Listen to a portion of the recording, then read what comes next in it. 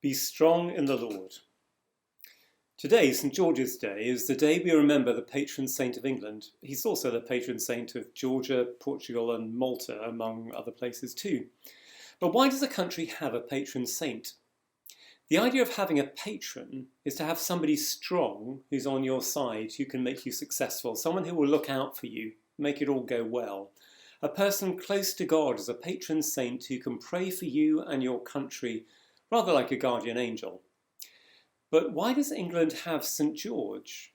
There are two sides to his identity. Although history is a bit sketchy, he seems to have come from eastern Turkey, had a Greek father and a Palestinian mother. He ended up as a commanding officer in the Roman army, living in Lydda, a city near Tel Aviv in modern Israel. As a Christian in the army, he refused to sacrifice to the emperor and was tortured and martyred for his faith around the year 300 AD. And a rich tradition of prayer and miracle done by him grew up in Palestine, and St. George over the centuries has been revered and still is by Muslims and some Jews as well as Christians as a strong holy man. He's very much revered as a saint in churches around the Mediterranean. 3 years ago I went to the papal visit of the Coptic Pope of Alexandria, Tawadros I, His Holiness, in the Coptic Cathedral in Stevenage, and on my mantelpiece I keep an icon of St. George, a copy, which we were given when we were leaving the service. Here it is.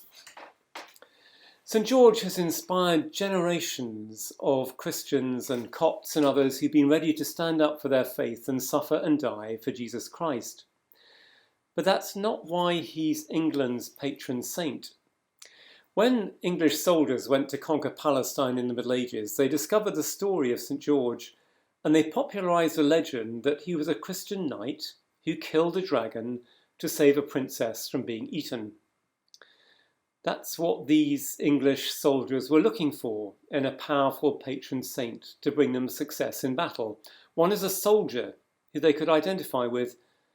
And so they brought back to England the flag of St. George, a red cross on a white background, and a devotion to him as a patron saint, an inspiration and protector for soldiers and knights. If you've ever come across William Shakespeare's play Henry V, you may know the famous speech by the king rallying his troops. "Once more unto the breach, dear friends, once more. Cry God for Harry, England and St. George."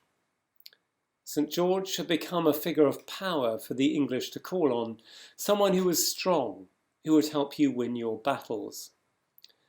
But the real St. George is more surprising, and not about that kind of strength at all.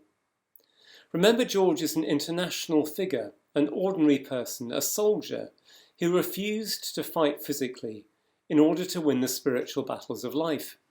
And in our reading in this short service, St. Paul uses the image of a soldier to remind us of our spiritual battles and starts by saying, be strong, not be strong in yourself, but be strong in the Lord. Have a closer look at that Coptic icon of St. George. He's not wearing the armour of a soldier. His lance, with which he slays the dragon, is in the shape of a cross. The red cloak billowing out behind him symbolises blood, but not the blood of his dragon or his human enemies, but his own blood, shed by his persecutors, because he was faithful to Jesus Christ. The dragons George had to face as a soldier of Christ were fear, suffering and death. And he's remembered for his courage, his resilience, his endurance of suffering, his concern for others.